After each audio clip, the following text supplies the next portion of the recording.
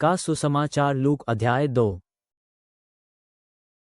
उन्हीं दिनों औगुस्तुस कैसर की ओर से एक आज्ञा निकाली कि सारे रोमी जगत की जनगणना की जाए। ये पहली जनगणना थी। यह उन दिनों हुई थी जब सीरिया का राज्यपाल क्विरिनियुस था। सो गणना के लिए हर कोई अपने अपने नगर गया। यूसुफ भी, क्योंकि वह दाऊद के परिवार एवं वंश से था, इसलिए वह भी गलील के नासरत नगर से यहूदिया में दाऊद के नगर बैतलहम को गया। वो वहां अपनी मिंगेतर मरियम के साथ, जो गर्भवती भी थी, अपना नाम लिखवाने गया था।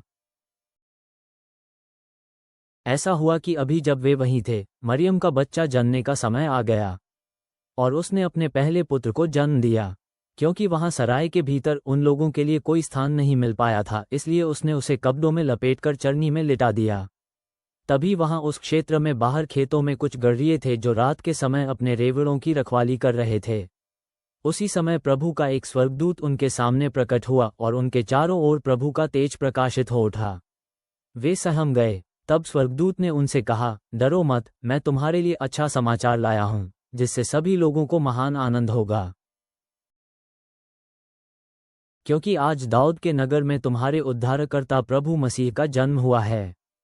तुम्हें उसे पहचानने का चिन्ह होगा कि तुम एक बालक को कपड़ों में लिपटा, चरनी में लेटा पाओगे। उसी समय अचानक उस स्वर्गदूत के साथ बहुत से और स्वर्गदूत वहां उपस्थित हुए। वे ये कहते हुए प्रभु की स्तुति कर रहे थे, स्वर्ग में परमेश्वर की जय हो और धरती पर उन लोगों को शांति मिले जिनसे वह प्रसन्न है। और जब स्वर्गदूत उन्हें छोड़कर स्वर्ग लौट गए तो वे गड़ेरिये आपस में कहने लगे, आओ हम बैतलहम चलें और जो घटना घटी है और जिसे प्रभु ने हमें बताया है, उसे देखें।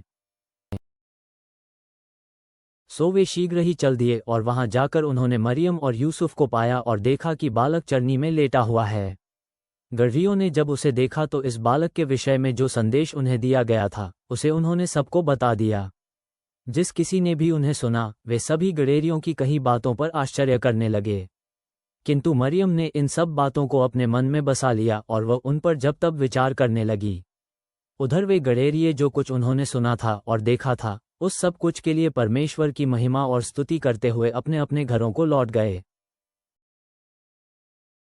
और जब बालक के खतने का 8वां दिन आया तो उसका नाम यीशु रखा गया। उसे ये नाम उसके गर्भ में आने से भी पहले स्वर्गदूत द्वारा दे दिया गया था। और जब मूसा की व्यवस्था के अनुसार शुद्ध होने के दिन पूरे हुए तो वे यीशु को प्रभु को समर्पित करने के लिए यरूशलेम ले गए। प्रभु की व्यवस्था में लिखे अनुसार हर पहली नर संतान प्रभु को समर्पित मानी जाएगी। और प्रभु की व्यवस्था कहती है, एक जोड़ी कपोत या कबूतर के 2 बच्चे बलि चढ़ाने चाहिए। सो वे व्यवस्था के अनुसार बलि चढ़ाने ले गए। यरूशलेम में शमौन नाम का एक धर्मी और भक्त व्यक्ति था। वो इस्राएल के सुख चैन की बाट जोहता रहता था। पवित्र आत्मा उसके साथ था। पवित्र आत्मा द्वारा उसे प्रकट किया गया था कि जब तक वो प्रभु के मसीह के दर्शन नहीं कर लेगा, मरेगा नहीं। वो आत्मा से प्रेरणा पाकर मंदिर में आया और जब व्यवस्था के विधि के अनुसार कार्य के लिए बालक यीशु को उसके माता पिता मंदिर में लाए, तो शमौन यीशु को अपनी गोद में उठाकर परमेश्वर की स्तुति करते हुए बोला, प्रभु, अब तू अपने वचन के अनुसार अपने दास मुझको शांति के साथ मुक्त कर, क्योंकि मैं अपनी आंखों से तेरे उस उद्धार का दर्शन कर चुका हूं,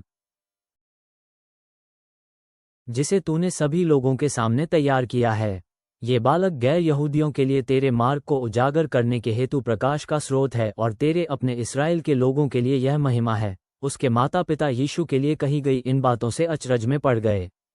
फिर शमौन ने उन्हें आशीर्वाद दिया और उसकी मां मरियम से कहा, ये बालक इस्राएल में बहुतों के पतन या उत्थान के कारण बनने और एक ऐसा चिन्ह ठहराया जाने के लिए निर्धारित किया गया है जिसका विरोध किया जाएगा और तलवार से यहाँ तक कि तेरा अपना प्राण भी छिद जाएगा, जिससे कि बहुतों के हृदयों के विचार प्रकट हो जाएं। वहीं हन्नाह नाम की एक महिला नबी थी। वो अशर कबीले के फनूएल की पुत्री थी।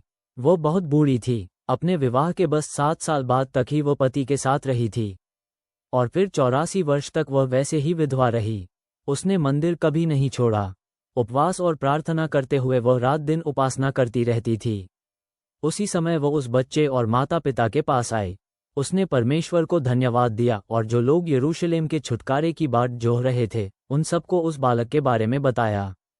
प्रभु की व्यवस्था के अनुसार सारा अपेक्षित विधि विधान पूरा करके वे गलील में अपने नगर नासरत लौट आए।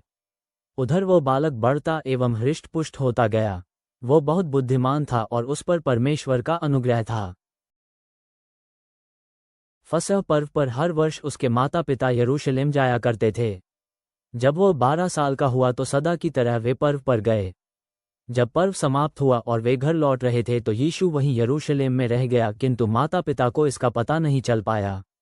ये सोचते हुए कि वो दल में कहीं होगा, वे दिन भर यात्रा करते रहे। फिर वे उसे अपने संबंधियों और मित्रों के बीच खोजने लगे, और जब वो उन्हें नहीं मिला तो उसे ढूंढते ढूंढते वे यरूशलेम लौट आए। और फिर हुआ ये कि 3 दिन बाद वह उपदेशकों के बीच बैठा, उन्हें सुनता और उनसे प्रश्न पूछता। मंदिर में उन्हें मिला वे सभी जिन्होंने उसे सुना था, उसकी सूझबूझ और उसके प्रश्नोत्तरों से आश्चर्यचकित थे। जब उसके माता पिता ने उसे देखा तो वे दंग रह गए। उसकी माता ने उससे पूछा, बेटे, तुमने हमारे साथ ऐसा क्यों किया? तेरे पिता और मैं तुझे ढूंढते हुए बुरी तरह व्याकुल थे। तब यीशु ने उनसे कहा, आप मुझे क्यों ढूंढ रहे थे? क्या तुम नहीं जानते कि मुझे मेरे पिता के घर में ही होना चाहिए? किंतु यीशु ने उन्हें जो उत्तर दिया था वे उसे समझ नहीं पाए।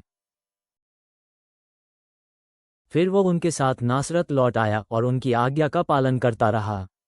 उसकी माता इन सब बातों को अपने मन में रखती जा रही थी। उधर यीशु बुद्धि में, डील डॉल में और परमेश्वर तथा मनुष्यों के प्रेम में बढ़ने लगा।